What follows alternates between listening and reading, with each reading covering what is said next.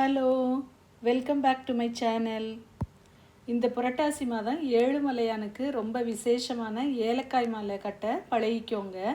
ஏற்கனவே நான் 2 விதமான ஏலக்காய் மாலை கட்ட சொல்லி கொடுத்துருக்கேன். இது 3வது டைப்பு. அந்த 2 மாலைகள் கட்டுற வீடியோவை பார்க்காதவங்களுக்காக அதோட லிங்க்ஸை நான் டிஸ்கிரிப்ஷனில் ஷேர் பண்ணியிருக்கேன். பார்த்து கற்றுக்கோங்க. இந்த மாலை கட்டுறதுக்கு நல்ல ஏலக்காய்களாக வாங்கிக்கோங்க. ஒரு ஊசியில் நூலை கோர்த்துட்டு இதை போல் ஏலக்காயோட காம்பு பகுதிக்கு பக்கத்தில் குத்தி கோர்த்துக்கோங்க. இதே போல் வரிசையாக நிறைய ஏலக்காய்களை நம்ம கோர்த்துக்கலாம். காம்பு பகுதிக்கு பக்கத்தில் ஊசியில் கோர்க்கணும். பாருங்கள், இந்த காம்புக்கு பக்கத்தில் கோர்க்கணும். இது போல் வரிசையாக நம்ம நிறைய ஏலக்காய்களை கோர்த்துக்கலாம்.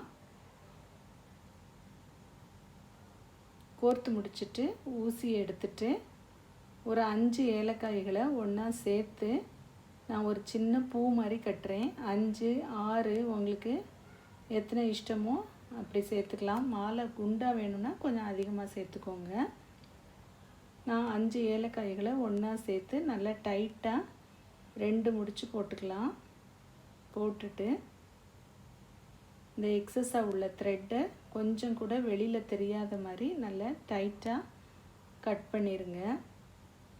இப்போ பாருங்கள், ஒரு சின்ன ஃப்ளவர் மாதிரி இருக்கும் இந்த ஏலக்காய்.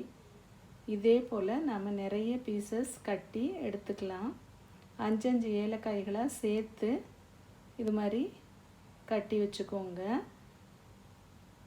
அடுத்ததாக இந்த ஏலக்காய் கட்டின மாதிரியே 5 சிவப்பு மணியை சேர்த்து நான் கட்டி வச்சுக்கிறேன்.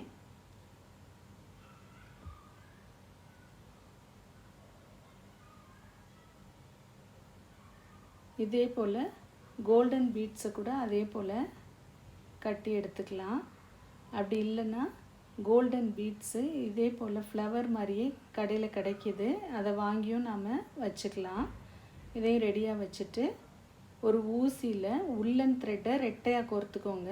கோர்த்துட்டு அதில் வரிசையாக இந்த ஃப்ளவர் மாதிரி உள்ள ஏலக்காய்களை சென்டரில் உள்ள ஹோலில் நம்ம கோர்க்கலாம். இதே போல் வரிசையாக கோர்க்கும்போது அது மாலையாட்டம் நல்லா அழகாக வந்துடும்.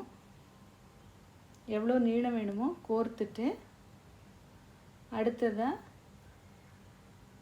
நாம் கோர்த்து வச்சுருக்கிற golden beads, red colour beads, இதையும் அதே போல் சென்டரில் ஹோல் இருக்கும், அதில் கோர்த்துக்கோங்க. இந்த கோல்டன் பீட்ஸை கோர்த்த பின்னாடி திரும்பவும் நம்ம ஏலக்காய்களை கோர்க்கலாம். எவ்வளோ நீளம் மாலை வேணுமோ அவ்வளோ நீளத்துக்கு நம்ம ஏலக்காய்களை கோர்த்துக்கலாம்.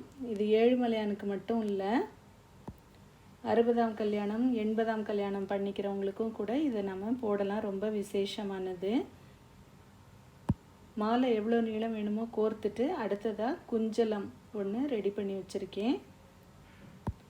அதையும் சென்டருக்கு கோர்த்துட்டு திரும்ப அடுத்த சைடுக்கு ஒரு சைடில் எவ்வளோ நீளம் கோர்த்தமோ அதே போல் அடுத்த சைட்லேயும் கோர்த்துக்கலாம்.